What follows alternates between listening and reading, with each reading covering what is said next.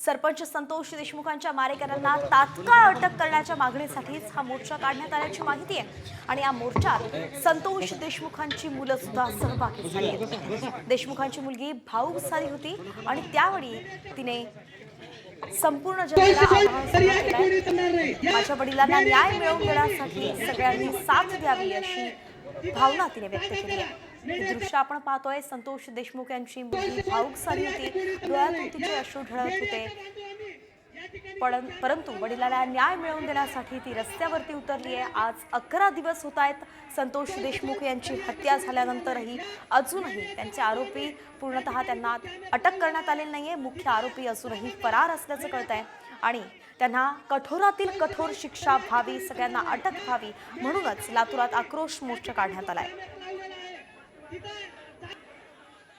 माझे वडील मुक्ती म्हणजे जे दारू व्यसन करतात त्यांना सुद्धा त्या व्यसनातून मुक्त करत होते आणि असेच तुम्ही आमच्या पाठीमागे राहा, न्याय मिळूस तर नाही तर नंतर सुद्धा तुम्ही असेच आमच्या पाठीमागे राहा, आमच्या सोबत राहा, एक कुटुंब बनून। आज ज्याप्रमाणे आमचे छत्र हिरावून घेतले, मला असं वाटतं की हे छत्र दुसरे कोणत्याही मुलामुलीचे किंवा जी आज वेळ आमच्या कुटुंबावर ती वेळ कोणत्याच कुटुंबावर येऊ नये।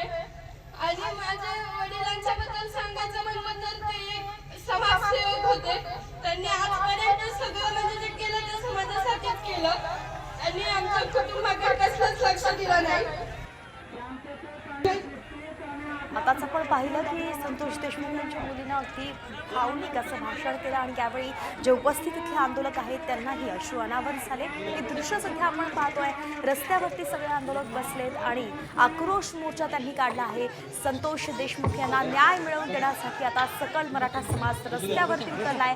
लातूरात आक्रोश मोर्चा काढण्यात आलाय। लातूरातील रेणापुरातील संपूर्ण दृश्य आहे, अगदी लहान लहान मुलांच्या हातात सुद्धा आपण फलक बघतो आहे आणि अगदी महिला असो, वृद्ध असो, लहान बालक असो, सगळेजण एकत्र येत रस्त्यावरती उतरलेत। संतोष देशमुख यांच्या मारेकऱ्यांना अटक करून त्यांना कठोरातील कठोर शिक्षा द्यावी अशी मागणी ते करतायत, न्याय ते सगळेजण मागतायत।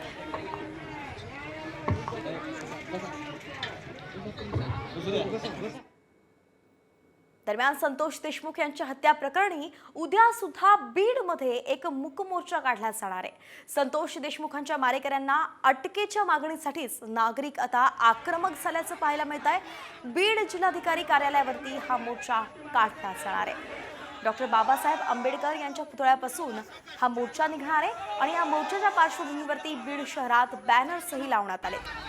एकंदरीतच उद्याचा दिवस हा बीडमध्ये अगदी तापलेला दिसू शकतो, कारण की राजकीय वातावरण सुद्धा यातून ठळून तर निघालंच आहे, परंतु बीडचे नागरिक सुद्धा संतप्त झाले आहेत आणि आता संतोष देशमुख यांना न्याय मिळावा यासाठी लातूरसह बीडमध्ये सुद्धा आपण पाहतोय नागरिक रस्त्यावरती उतरत आहेत। उद्या लातूरमध्ये मूक मोर्चा काढला जाणार आहे। बीडमधील मूक मोर्चाच्या पार्श्वभूमीवरती तगडा बंदोबस्त सुद्धा ठेवण्यात आलाय। 500 पोलीस कर्मचारी असणारे 4 DYSP आणि 1 अप्पर पोलीस अधीक्षक अशा पद्धतीने बंदोबस्त राहणार आहे। कुठलाही गैरप्रकार झाला तर तात्काळ त्यावरती उपाययोजना केली जाईल अशी खबरदारी घेण्यासाठीच हा संपूर्ण बंदोबस्त करण्यात आलाय।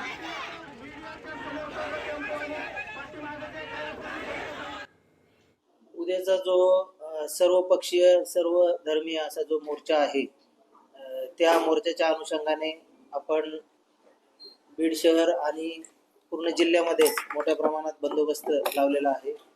यामध्ये प्रामुख्याने आपण जिल्ह्यातून जवळपास 400 अंमलदार, त्याचप्रमाणे ट्रॅफिकचे 70 ते 80 अंमलदार, तसेच वरिष्ठ अधिकारी, यामध्ये 4 DYSP, त्याचप्रमाणे इन्चार्ज ऑफिसर्स आणि 1 ॲडिशनल SP असा बंदोबस्त लावलेला आहे।